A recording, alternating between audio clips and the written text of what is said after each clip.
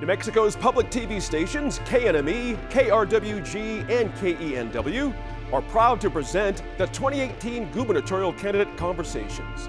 Recorded in the KNME studios in Albuquerque and featuring both the major party candidates, Democrat Michelle Lujan Grisham and Republican Steve Pearce. Welcome to this Election 2018 special. I'm Gene Grant of New Mexico PBS. We're proud to partner once again with not only the other two New Mexico PBS stations, KENW and KRWG, but also NPR radio stations, KUNM and KANW.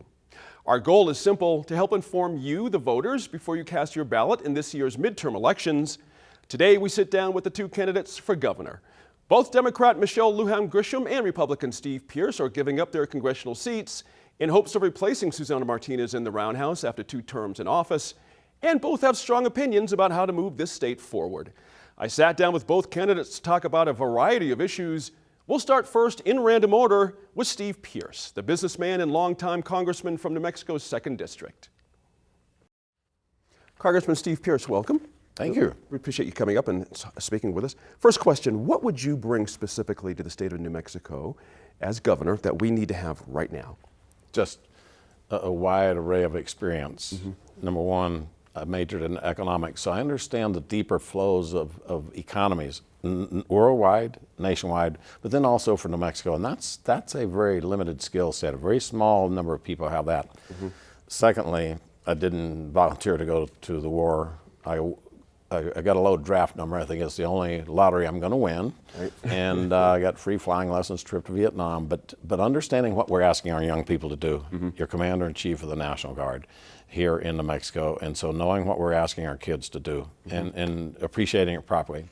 Then being in business, my wife and I were in business, and I mean it was a competitive business. It was one that international competitors come in and take all your business, you lose your house, your home, everything. So I mean, you really begin to learn when you're at stake, when everything you got's at stake and there's no safety net.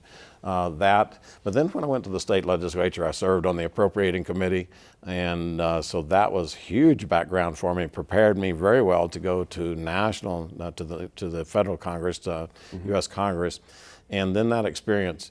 I know the programs that we were skipping and missing. New Mexico leaves a lot of money on the table every year that all we have to do is apply for it. Right. And just for instance, and I'm already working on it, when I spot a target, I get to work on it. But there's a program that would pay 80% of the cost of establishing the small rural hydroponic organic greenhouse. Interesting. And so I visualized hundreds of them, and so I've already made, this week, I put in the application, because I want every small community to have food, because then we have another program that would come in and buy food from those greenhouses, organic food put into our schools, and so your school budget gets better because somebody else is paying for it, and you're supporting your small local business. So all of rural New Mexico, I've visualized these kind of popping up, and on the Navajo Reservation. Some of those stores are 100 miles away from the grocery store. That's and right. Think, fresh, organic food right here. So just knowing where things are. I bring that wide array of experience and then just total grit. Our family started out just very poor. Right. And to get out of the cellar, every one of us had to develop the tenacity to get out. And so when I get into problems, I never wear down. I'd never quit. And so all of those pull together, I think, and so I bring vision and leadership because of those backgrounds, and that vision and leadership is where New Mexico is struggling. Our spirit of the people just don't think we can get over the hill. I hear the question a lot, is it too late? Right. And I'll tell people, no, it's not too late. It was not too late for my family, and when we got out of it, I can guarantee you it is not too late for us. Let's stay on economic development for a second. You mentioned just a second ago, interesting point there.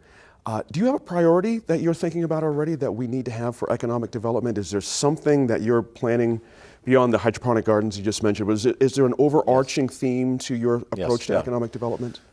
The overarching theme is we must grow and diversify the economy. Okay. Right now, too big. I love oil and gas, and it's very important for the state. 35% of our state comes from that, and I love the renewables, but they're not going to provide 35% of our state's budget. And so we want to continue it, but now we need to grow and diversify the economy enough to where the volatility in oil and gas doesn't affect it. So the problems that we ran into the last 3 years, the price of oil fell worldwide and we had to start clawing back money. So if they're a smaller percent, if we grow the rest of the economy and they stay the same, now then that volatility won't hurt. It's a smaller range that affects us. And so diversify and grow the economy. As we do that now, then the specific plans fall in, I say we've got 3 columns, and you'll have different companies and industries in those 3 columns. We got to have a high tech, blue collar. 71% of our kids are not going to go to college, so we need those skilled trades. Right. So high tech, blue collar, and rural economies. And so each one has got their own thing. This Rio Grande Corridor, the high tech, will guarantee we get $7 billion to the labs, and we let most of it go back out of state to contracts. We will concentrate on developing the skill sets to where we get more contracts. Secondly, spaceport. People say, well, we shouldn't have built a spaceport. We put $220 million in concrete. You can't move concrete around, and it's too far south of Albuquerque to use to park cars on it. And so you're going to use it as a spaceport to lose it. And I tell people I'm not in the habit of losing a $200 investment. I will not lose a $220 million investment. Blue collar skilled trades, welding, construction, electricians, plumbers. Get those in high school where kids who are not going to school, 3 out of 4 kids not going to college, they should have a definite pathway, a pathway to success. Right now we graduate them. We've told them they can't succeed without going to college. They try to get a job. They can't get it because they got no skills. Right. And they are now confirmed in their head that they're in a wasted life. And we wonder why they drift to the gangs, drugs. And so blue collar, then the rural economy. Start cutting our trees again. We're burning our trees down in our forest. If we will cut them, balanced thinning programs that creates jobs, but we also quit burning them down, and we reestablish our watersheds in a healthy fashion. Nature Conservancy really has done a good job in focusing on that. So working with all the groups to make these 3 columns work.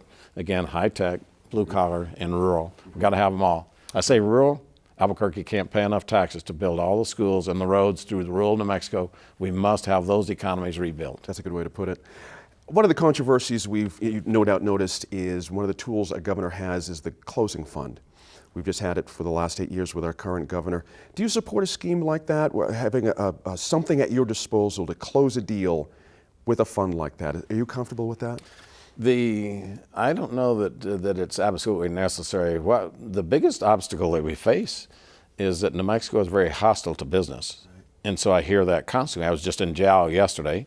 3 companies went across to Kermit because they couldn't get permits to hook up to the sewer. They couldn't get permits to do the construction. It was just too complex, and they walked out. It was been in Clayton, going to build a new fueling center there. When you're on that highway between Clayton and Dalhart, there's nothing on the other side of either one. You're going to fill up at Clayton or Dalhart, and you're going to eat lunch there.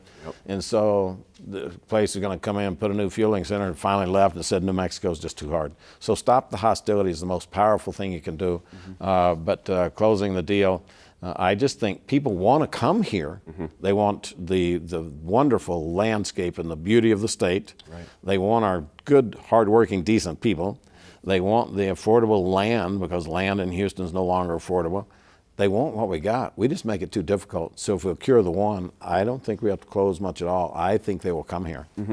One of the issues that we talk about a lot here at New Mexico in Focus is the tax code. There's a theory out there that whatever we do locally, the legislature, unless we revamp our tax code, it's really not going to get there to our goals. Would you agree with that? And as a governor, how could you be influential in changing that tax code? The tax code is definitely a piece of it. But again, if you fix the tax code to a perfection, then you still have the hostility. And yes, we need to protect our environment. We need to protect our workers. We just don't want to ruin our future, but we got to have jobs now. We got to find that balance point. I would fully support any effort to broaden out the tax base. Again, when we narrowed it down, the tax rates then came up so high. So if we broaden the base, then we can lower the rates. That would make us somewhat more competitive. But the biggest thing we need to do is just make ourselves just business friendly.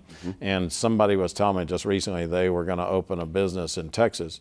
And Texas said, hey, do you need a loan? Do you need training for your workers? We've got a loan package set up over here. And if you need help in the first 2 years, we got a building over here. Wow. And we come here and you got to figure it all out yourself. That business friendly, my business background, again, I know how to be business friendly. Let's go to education. As you know, a judge ruled earlier this year the state is not meeting its constitutional obligation for certain children here to provide equal education. The state is thinking about appealing that ruling. Would you support that appeal? And if you do get the chance to be the governor, would you continue that appeal? Yeah, I typically, I didn't need a judge to decide. I would agree with the judge already. Okay. And so I wouldn't use an appeal to dodge a decision, but there also may be legal reasons that we need to appeal a piece of it. I will let the legal team and the current governor's office work that out. Mm-hmm. But we will work steadfastly on the idea that we need to get more money into the classroom. Mm-hmm. I think we have a lot of leakages in the system. I think we put money in education, but it only like 57%, so it gets at the classroom. 43% into overhead is way too high. That's where we need to look at. So when I say fix education, I'm talking about money in the classroom. And so I don't think we have to do. That's our first point of focus. I would gladly work with the judge, any of the stakeholders, anything, mm-hmm. to see that we handle it right. I go into some of those schools and I know that we are not doing properly, so let's make it proper. Right. Continuing with education, do you support where the Martinez administration has been on school evaluations and teacher evaluations specifically?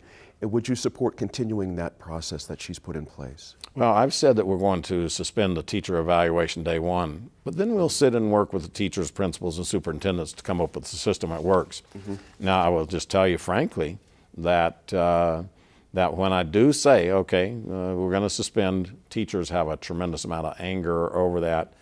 Then the anger goes and they will pick up their evaluation. Sometimes they have it in their pocket and they'll pull it out and say, you know, if you're going to do an evaluation, this piece is okay and this is okay. That one, they say I get no input. If I had input, and it's usually something like the form says they got 14 students, they say I got 22. Wow. And I try to call up there and they can't hear and they don't ever change it. And so I get evaluated as if I got 14. And so and say, okay, if we cure that. And then they'll say this piece here, throw that away. But they will show you the things in the evaluation. So I think teachers are already geared. They don't mind being evaluated. It needs to be productive. Mm-hmm. Right now it feels like it's confrontational. Mm-hmm. Get the confrontation out. That's never a good way to run a business or education system or anything else. Take the confrontation out. Right. Let's go to child well-being. As you know, a lot of headlines across the country about where we are for our children here in our state. We have some work to do, certainly. A lot of heartbreaking stories, but I'm curious how your approach to CYFD, Children, Youth, and Families Department. What would you look for in a department head? What are the attributes you would look for in your administration to run that agency? Of course, they need to know the subject matter. They need to be professionals in the field, but they also need to know management. Because every person at the top ends up having 2,000 or 3,000 or 4,000 people underneath them. Mm-hmm. And so many times we get specialists, but they don't know how to manage. That's a big key. Now, that's my background, so I fully expect myself to go into these secretaries and we sit down and we begin to talk through the management system with them. Mm-hmm. So they got to have both skill sets. But I tell you, I will not tolerate what's happening to our kids. Mm-hmm. Not once, not ever. We will not let that happen. Do you support the reinstitution of the Children's Cabinet that was removed by the Governor Martinez early on? Would that help address what you're talking about? Well, I mean, we already have 22 or 23 cabinet positions, so pretty soon you got so many people at the table. Right. I just tell people, I will be the spokesman for our kids. Mm-hmm. Will not allow what's going on. Just adding one more layer of bureaucracy, maybe it worked, maybe it wouldn't. I would evaluate it. I certainly don't have an opposition to focusing on our kids more, right. But as a manager, you're just sitting here saying, do we create another bureaucracy? So that's the question. That's the juggle that we would do. Mm-hmm. But we're going to do what's right for our kids. That I will guarantee. Mm-hmm. Do you support more funding for CYFD? Do you feel it's underfunded? Yes, and so one of the keys, CYFD says, well, we don't have enough people and they don't last long enough. So I've been told that they can walk right across the hallway and get a job in the adult division that deals with adult problems and be making 25% or 30% more. Mm-hmm. So we'll get the pay to parity because these workers are dealing with kids who are experiencing things that are traumatic for me to even think about. I mean, you think about the 7-year-old girl being sold into prostitution by her family, and you think that some caseworker has to deal with that and mm-hmm. deal with it rationally and professionally and be ready for the next case right after that. Mm-hmm. And so we're asking a lot let's make sure that we get good people, we pay them well, and then we support them. That's a tough job. I can understand the turnover. I can't imagine having to do that. So I think there's a lot we can do to stabilize that department. It needs to be done. It's a quick side question. I'm curious, your thought on tapping the permanent land fund or other monies that we have to pay for some of these things. What's your thought there? Should we leave all that alone, as a lot of our legislators want to do, or do you feel this is a ripe time to spend a little bit more? People say, well, that permanent fund is a rainy day fund. Right. And then other people say, well, it's raining. And so the ultimate question is, you're going to give more money to the people who are making it rain. So already there's not enough attention in the system to say 43% is too high an overhead for schools. And so we're going to pitch more money at schools without solving the overhead problem. So you're going to get only a portion of the money to be effective. So when we talk about jumping into that, one of the big statements is we need to tap the permanent fund in order to do early childhood education. So the essential question to me is, okay, let's assume we get every kid to where they read coming out at 4 and 5 years old. What's going to happen when we put them into the schools that we have right now? And people say, well, they won't be reading by the second grade because the system is not working. So my point, if you're thinking about using the money for early childhood, is you got to fix the system now or you lose all the benefit. Right. And also, I hear these plans to have early childhood. We don't have enough teachers for our regular schools. Where are you going to come up with teachers here? That's right. So the money ends up being one of the questions, but there are many other questions on top of that should be answered first. So I'm always very cautious. That money is set aside for when we have zero oil and gas. So keep in mind that we got about $3 billion coming from oil and gas now. When that 3 goes to zero, that's when that rainy day fund is set aside for. So make sure that we have a long, sustainable future on that. That's the key thing for us. Some health questions, health-related questions. As you know, about half of New Mexicans are on some kind of federal scheme, Medicare, Medicaid. We've had some recent expansions here locally. Do you support the expansion of Medicaid for New Mexicans, first of all? Yeah, I support it fine, but also there needs to be some accountability in the system. And so I'm simply telling people right now that as governor, one of the first things I'll do, if you're on Medicaid, if you're able-bodied, if you don't have children, and if you're working age, then I will have a work requirement for you. And then we need to adjust the benefit system. Right now, you get about $30,000 a year in benefits. When you get to $16,000 in your pay, you drop to zero in your benefits. So we blame the poor, and it's not their problem. They're making a rational decision. So let's stair-step those benefits down to where you don't lose it all. Let's make it more valuable to go to work.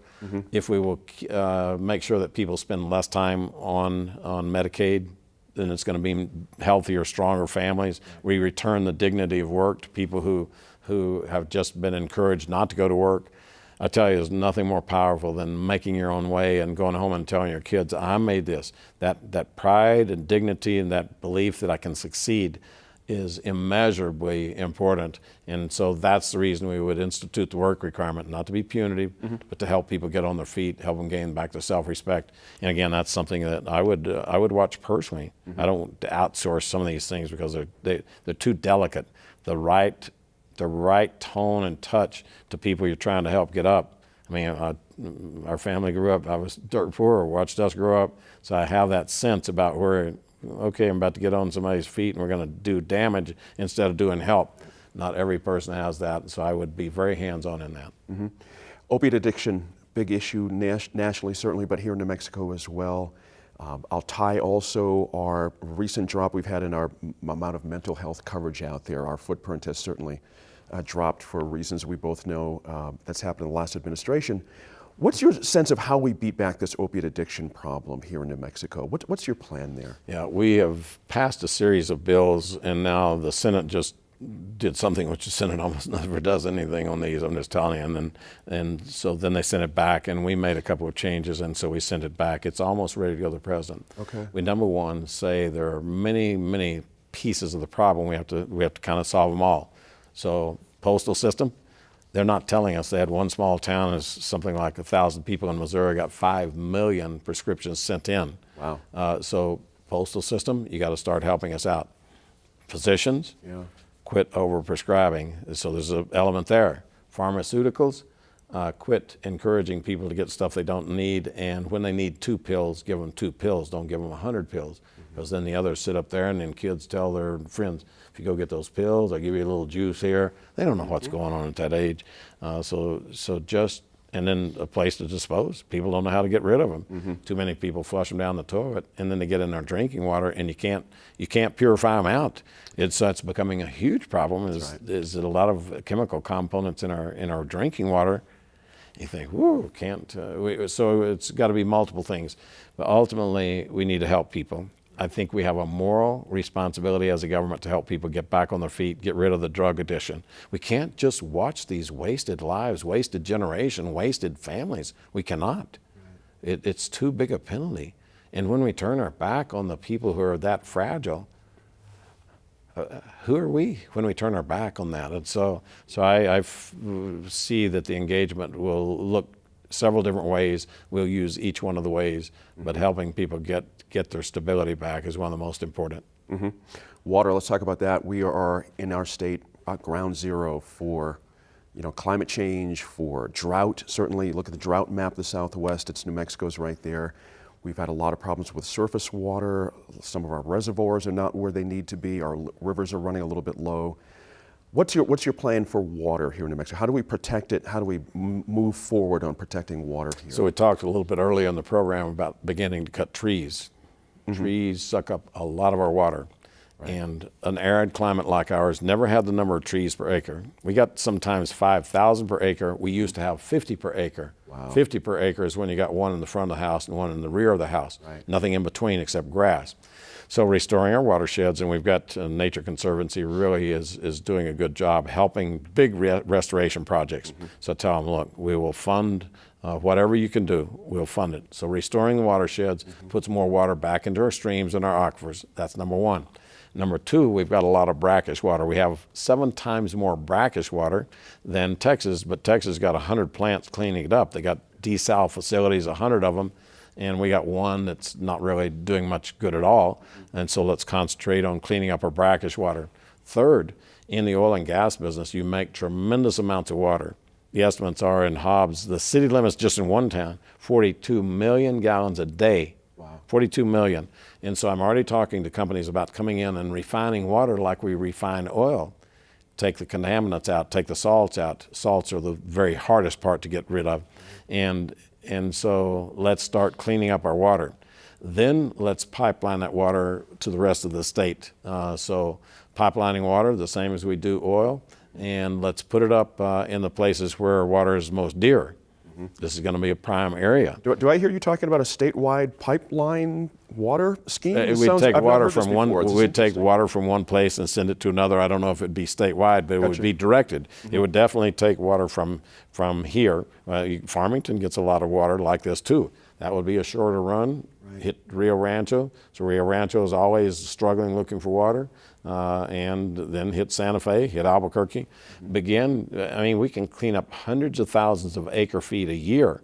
And now we are able to just have the water that we need. If we don't solve the water problem, New Mexico has tremendous downstream effects. The 25-year look at New Mexico says that we've got tremendous problems if we don't do something about it.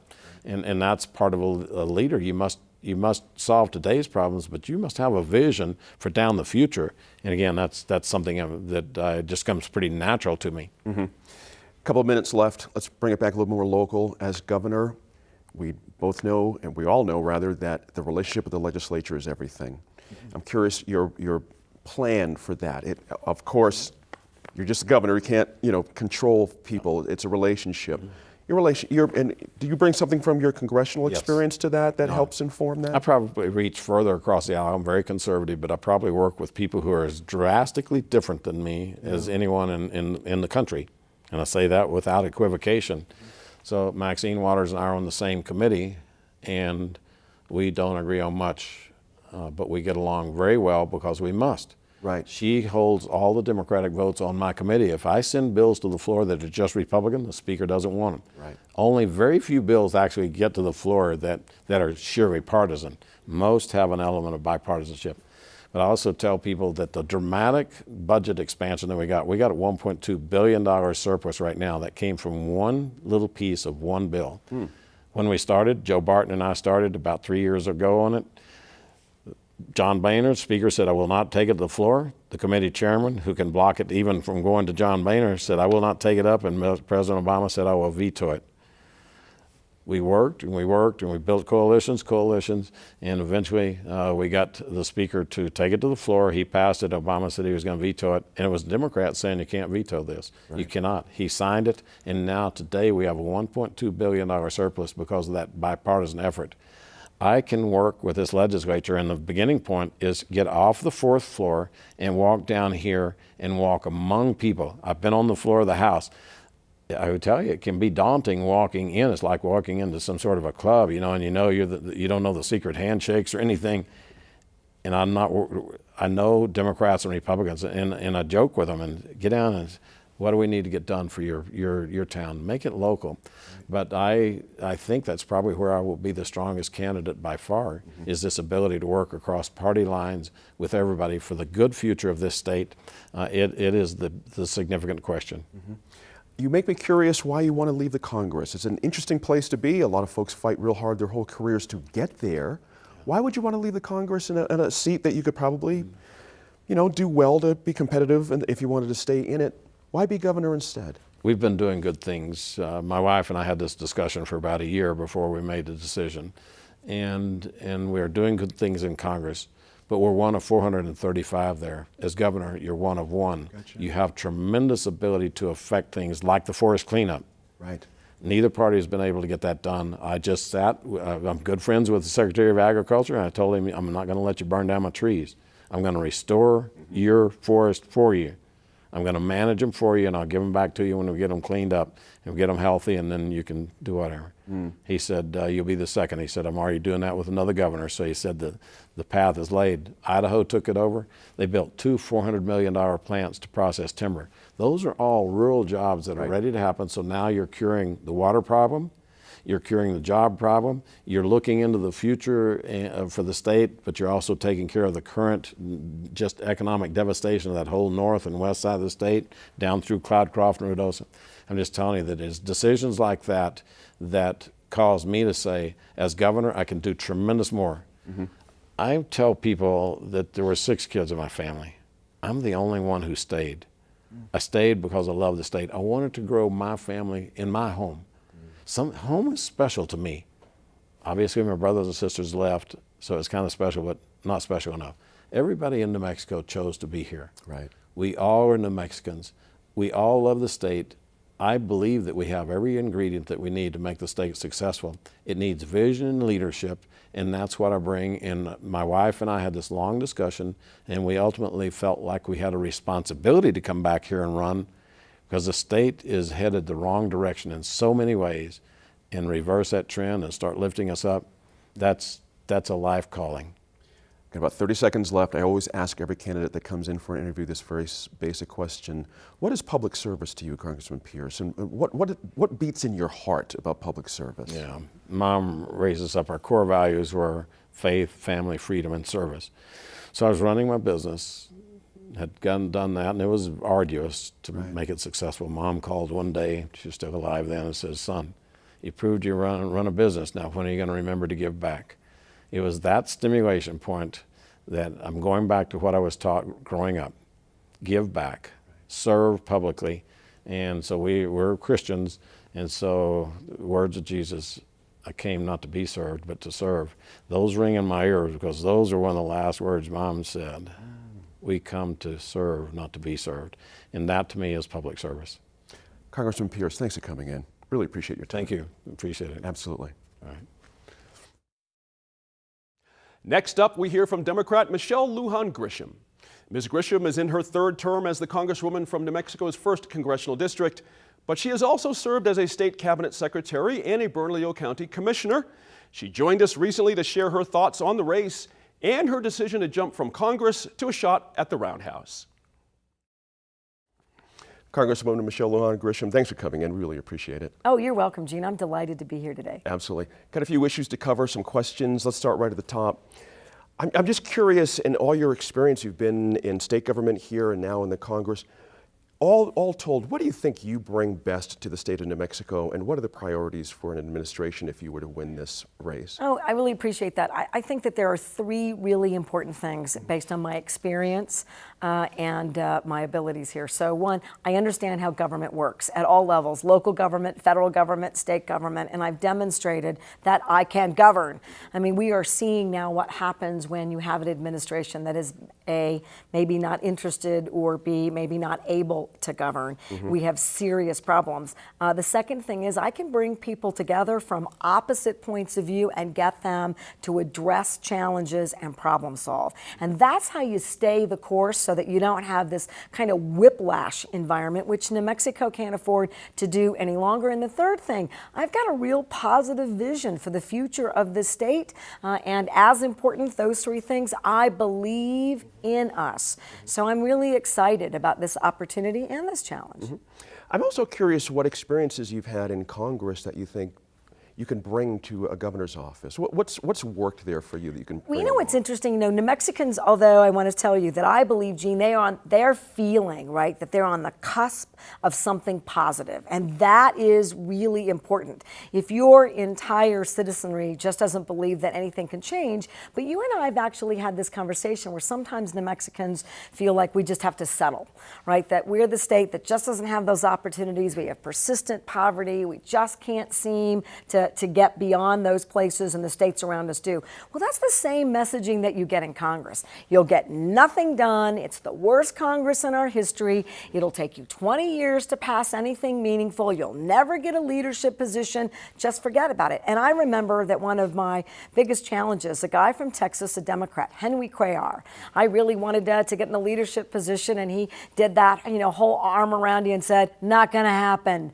You know, just wait your turn. It's 20 years. Well, in 6 years, in fact, it was 4 before I had a major leadership position, both the chairwoman of the Congressional Hispanic Caucus at a time when you really need leadership, when you've got a racist, divisive White House on all of these issues, and 2, I was also one of the chief deputy whips. So really moving in that dynamic and feeling really good. And the other thing, you will never pass any of your, you know, legacy. That's what they call one of your number one priorities, particularly if it's something brand new, right? Transformative, not going to happen. We don't spend any more money unless it's a tax package that Trump is proposing, but we aren't going to do anything, right? It's to repeal and create more problems for average citizens, not less. Well, just last week, I passed my legacy legislation called CareCorps, and it is a national service program dedicated to supporting caregivers and their loved ones. And 2 key Republicans in the House and the Senate helped me get that over the finish line. So I believe that there's always the possibility of winning for the right reasons, getting it done, problem solving, and it's that attitude that I bring right back here. It's all doable. It's all possible. Where New Mexicans are ready for no one. No one's going to tell us who we can't be and what we can't get done. We're ready for the opposite of that. Economic development. I'm curious, a lot of folks see this a lot of different ways, but for you, what are your priorities when you look at economic development across the state? Folding in our urban centers, but also our non-urban centers. Right, making sure it's statewide. Exactly. Well, so I did a 2-part detailed plan, and I say that to you because I'm serious about laying a foundation and a framework. And I think a mistake that politicians make and policymakers is they don't think beyond their own election. Well, you know, New Mexicans need a long-term investment. So I did 2. Jumpstart New Mexico, which is without knowing what kind of reserves, what kind of opportunities, what kind of budget we have available to us for the next fiscal year. Look, we're spending about $400 million, I'm averaging, depending upon which year, Our money goes out of state contractors. We're not investing in business. That's a change to the procurement code. We aren't spending the full amount of interest, right, on all of the permanent funds that get managed at the state. We can do 9%. That's another couple $100 million at least that could be invested in small business. And we have the opportunity to spend double the amount in small businesses. We spend about $50 million now. We can do 100. Those are things that I think jumpstart our economy by rewarding and investing in our local economy, both rural and in, right, the urban areas. If we lose our rural opportunities, we're in trouble in the whole state. The I-25 corridor argument is not a good statewide argument. Then you build the economy, have a long-term vision. So we've got a 9-sector plan. We have 4 centers of excellence, making sure that our universities and community colleges are part of that economic design, from bioscience, cybersecurity, renewable energy, value-added ag. We've got aerospace and film production, renewable energy as a broad-based investment, trade, intelligent manufacturing. Now you're laying a groundwork so that every kind of investment, private or public, we're clear about New Mexico's leadership capabilities, and now you have a 50-year economic strategy that lasts the test of time, that keeps families here and brings new New Mexicans to our beautiful state.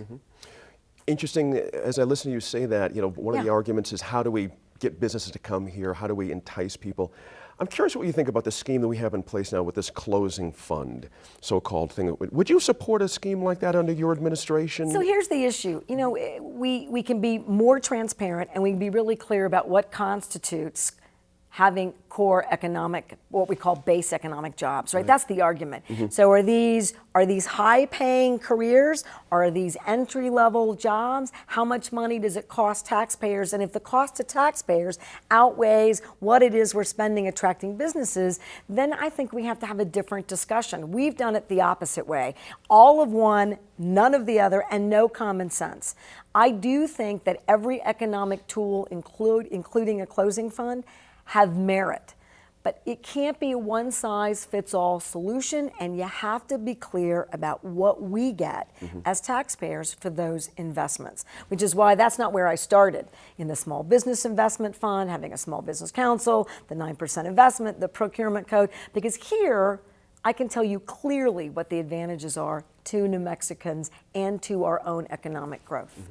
How do we foster more competition for broadband in rural parts of our state? As it stands now, we have a couple of carriers, but one main carrier. Yeah. We can't expect them to carry the whole financial burden. Is there something a governor can do to increase competition? Because if we don't solve this broadband problem in rural parts of our state, nothing's really going to get going. I think we can do a lot for competition, but you really raised the bigger issue, which is in rural areas, with the amount it costs to lay that fiber and to do the infrastructure, and the requirements that the ratepayer has to pay for that, means that you are discriminated against if you live in a rural area. And we don't want that. We want to build these rural communities.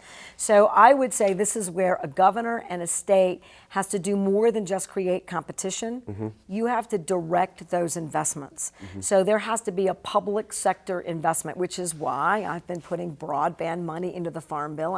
It's another leadership position. In only 6 years, I'm on the Farm Bill Conference Committee, and that was important to me to get broadband into New Mexico, and the state's going to have to participate. If you want to lay broadband, competition can't be the only part of it. You spur competition by saying, you show me what you'll do, and I will match that with public investments that protect the ratepayers and bring connectivity. It'll also help us with public education. And if we don't do that, I can't get film production out there, and we can't do renewable energy. That's right. Yep.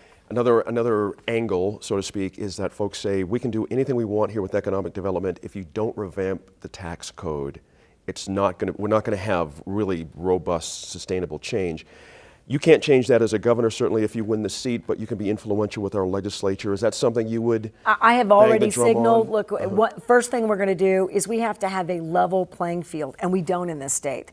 Just use internet sales tax as an example. So everybody here is paying a higher percentage of local taxes and state taxes, and folks who aren't here aren't having to do that. Everyone has to participate, right, in growing our economy and covering the basic costs of doing business. Then I want to do a bipartisan tax commission. Our gross receipts taxes are very difficult to understand. We use one sort of investment strategy. We create an exception here, an opportunity there. Nobody understands it. Then we push out other taxes to the local governments. They raise sales tax. It doesn't make sense. We need a cohesive, simplified, effective tax system that is not punitive or regressive in the state. And I think now is the time to begin to address that. Education. Let's move on to that. The number one issue in our state, it really is. There's no question. Polling shows it. Everyone, Polling, everybody knows it's tied to economic development. So your work here, and lots of competent broadcasting about what are the issues and what does it mean. Thank you, because public education's finally getting the attention that it needs. We appreciate that. Honestly, we're trying hard on that. Judge Singleton, as you know, ruled earlier that the state this spring is going to have to meet its constitutional obligation to provide equal education. There is a thought that there could be an appeal out there. Would you where are you on this ruling? Is this something you would support?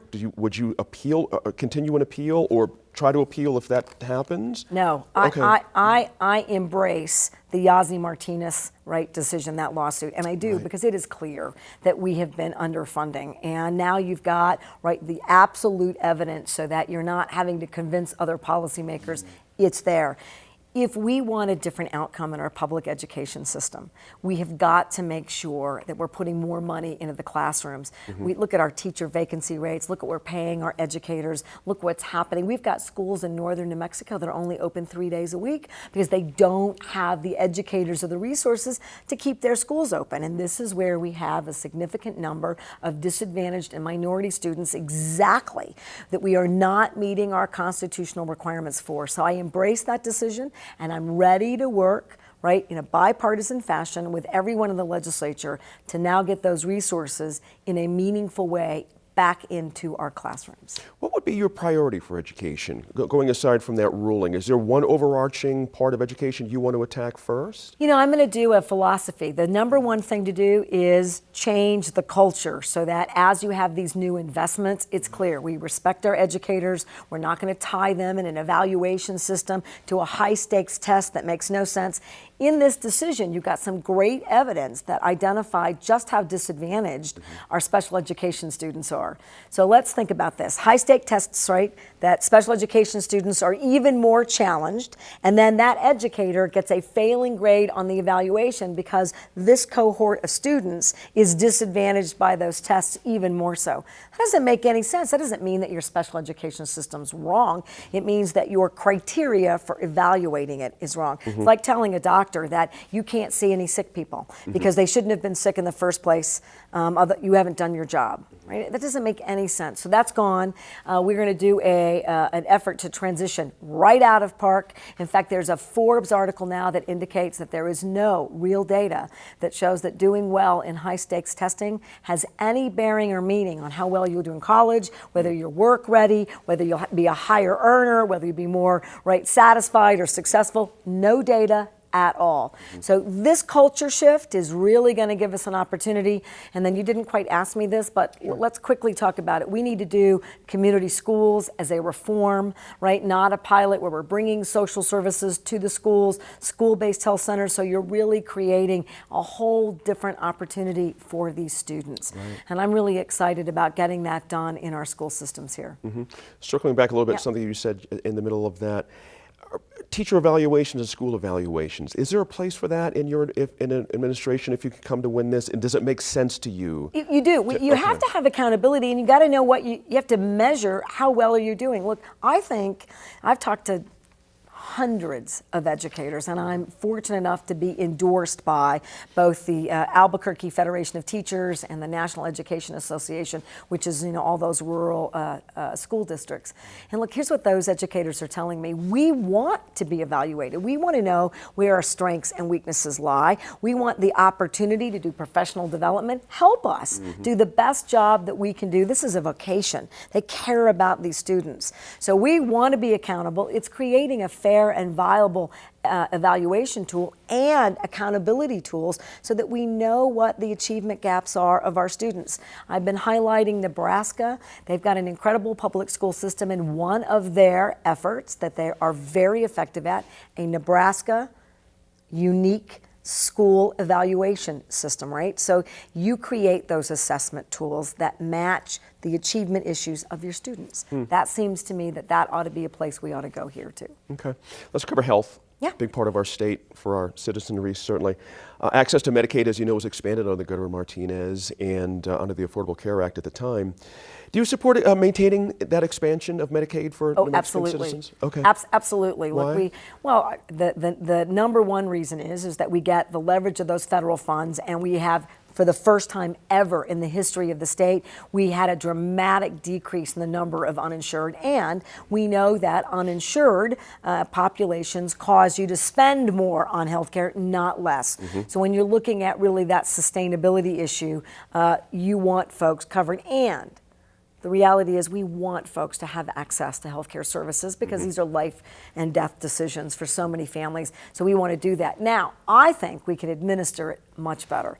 The state is in a really productive position to negotiate prescription drug costs, to negotiate Medicaid benefits. We're not leveraging. I think we can do Medicaid buy-in, and I think we can do a whole lot more here to do the things that the Affordable Care Act cannot do, largely because Congress, in a Republican majority, has done everything they can to dismantle the Affordable Care Act while they can't win just repealing it, right? So they've stopped any kind of funding, individual mandates. They're really eroding that, which means New Mexicans are paying more for that private market. That's why I want to do Medicaid buy-in. Let's level the playing field, and let's use Medicaid to match doctors and residencies. You can do that, not just Medicare. So now you can create a workforce, you can invest in community health centers, and you can use Medicaid to shore up our rural hospitals. All things the current administration did not do. My administration will do all of those things. And I'm interested in seeing that data from the New Mexico Health Security Act, because I think this helps us launch a regional delivery healthcare system with surrounding states. I think New Mexico can get it right first. Can I ask you about, Yeah. just touch on buy-in just a little Yeah. bit more?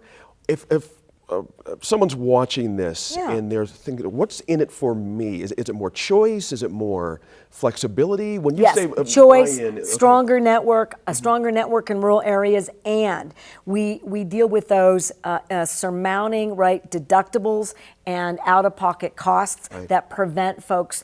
Even if they can afford the premiums, they can't afford their out-of-pocket costs, so they don't use that healthcare system. It's really intended as a vehicle for folks who don't have competition and they can't get their basic healthcare needs met by particular providers, say in rural New Mexico.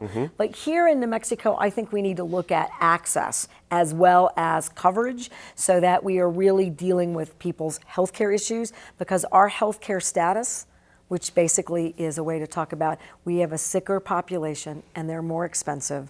So we need to get them into Medicaid and make sure that we're dealing with that issue. It will save all New Mexicans over the long run and create other healthcare delivery opportunities for us.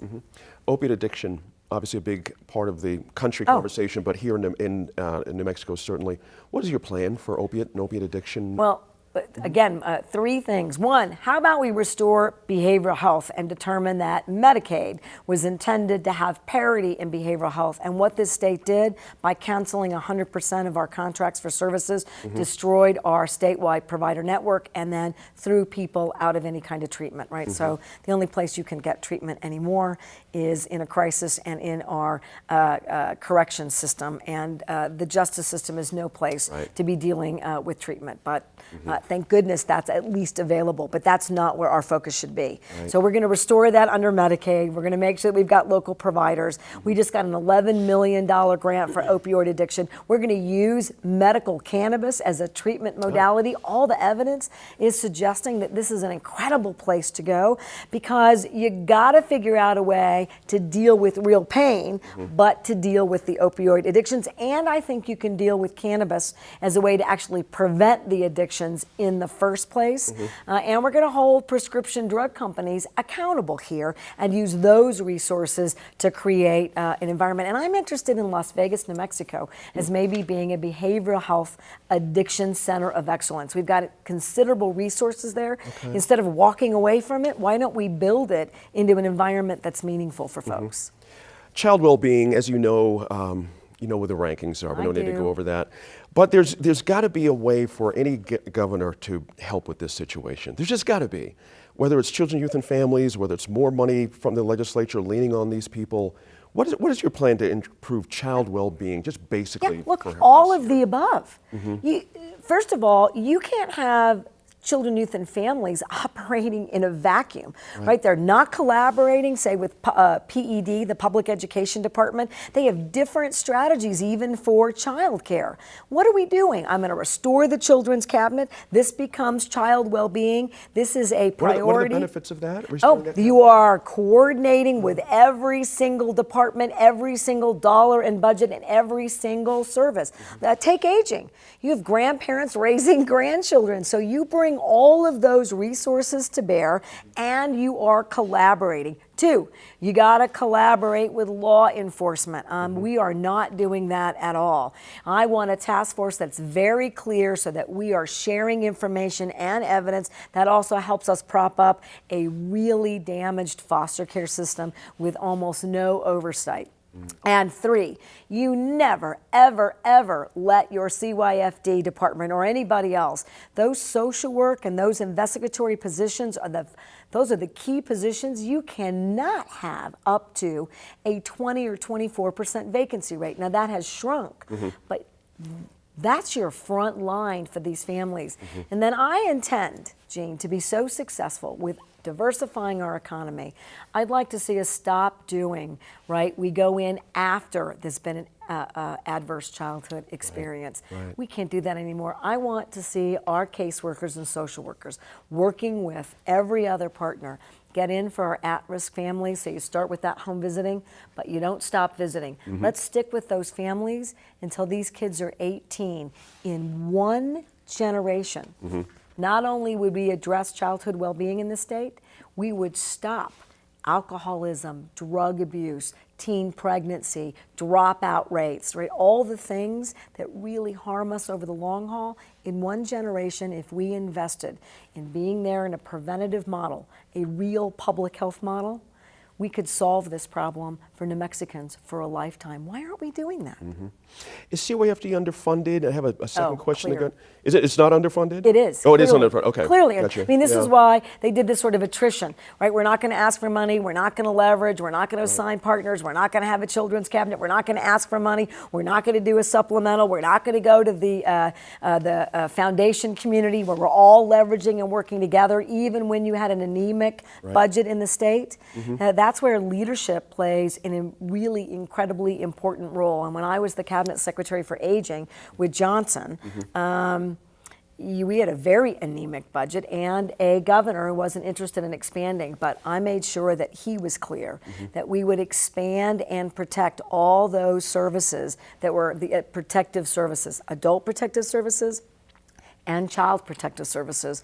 You cannot, by attrition, reduce the number of individuals. We have some of the highest caseloads in the country, and that's what this means. That's right. That means they don't respond to allegations of abuse, neglect, and exploitation. That's what it means. What are you looking for in either background, temperament, whatever angle you want to look at, in someone who would head up CYFD under your administration? What's that person look like? Well, solid background in social work? Is that not important? Is that important? It is important. It is important? Okay. It really is important. I mean, I need somebody who's got capacity, experience, real leadership, and the trust of policymakers and educators and families in the state. And that means you really, and you have to understand how to move a bureaucracy that is a bit hamstrung based on the federal dollars that come in. That's right. And I want someone whose leadership skills will challenge me and anybody else whose ideas may not be in the best interests of child well-being. You are clear that that is your number one job, and you will do everything in your power to change that dynamic. Our children and their families deserve that from this state, and under my administration, they will get it.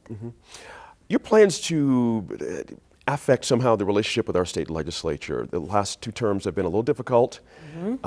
Some things have gotten done, some things haven't. You know, we can all look at their fault, her fault. It just doesn't matter. Your plan to improve the relationship with our state legislature, how can you do that? Lucky enough to get elected, next day, we're going to bring the leadership, both parties from the legislature. We talk about what we do together to build relationships, to identify our priorities, to get things done. I've been signaling during the campaign that I'd like them all to think about a front-end consent calendar, which really signals that we know how to work together and we can do it. And this is what it means. So this administration vetoed hundreds of bills. Many of those bills had the complete support of the legislature or close enough, say 95, 98%. You let the leadership really decide that. We have 2 more checks. Is the issue that you addressed as policymakers still relevant, right? Maybe they got addressed some other way. Maybe a body of local government took care of it. And is it, if it's resource driven, is it within our resource priorities today? Once you do those 2 quick checks, put those all on a consent calendar. First day, second day of the legislature, you get those bills upstairs to me, I'm signing them. And it signals that doesn't matter who carried that legislation. This is not a punitive environment. This is not a partisan environment. This is not a politics as usual environment. This is, we're going to work together to solve problems, to address our challenges, and to move New Mexico's economy. And it's going to take all of us. And that was my reputation as a cabinet secretary. I never counted votes. I wanted every vote. I needed everybody to be vested and invested in where we were headed. And I really believe that I can bring that again. You don't get your legacy bills done in this climate in Congress unless you've got bipartisan relationships, people who respect and believe you and want to work with you. That's what I'm going to bring back to New Mexico's legislature. Last question. Yeah. Got about 30 seconds left. I'll go fast. I'll go fast. It's a tough one to do in 30. I like to ask everyone, what does public service mean to you? What really beats in your heart about public service? You know, I love this opportunity where I get to work for someone, and people all the time on the campaign trail say either thank you for helping my family or they want to tell me a story and they seem a bit timid about it. And I remind them, I work for you. It's my job to care about your situation and to find a solution. We do it together. It makes me happy every day, and it's the kind of place my parents were just exactly like that. I mean, my dad had a dental office in the garage where he did free dental services for people who didn't have access. I don't know any other strategy, and I think it makes us a better neighborhood, better community, better city, better state, better country. So I hope I'm lucky enough to win this election. I love this state. I believe in us, and I'm ready to get to work. Congresswoman Lujan Grisham, thanks for coming in. Oh, thank you, Jane. Really appreciate it. You got it. Absolutely. Thank you for taking the time to hear from the candidates and educate yourself on this important race. And a reminder, we will be hosting candidate conversations with the 3rd Congressional District candidates and the U.S. Senate candidates in the coming weeks.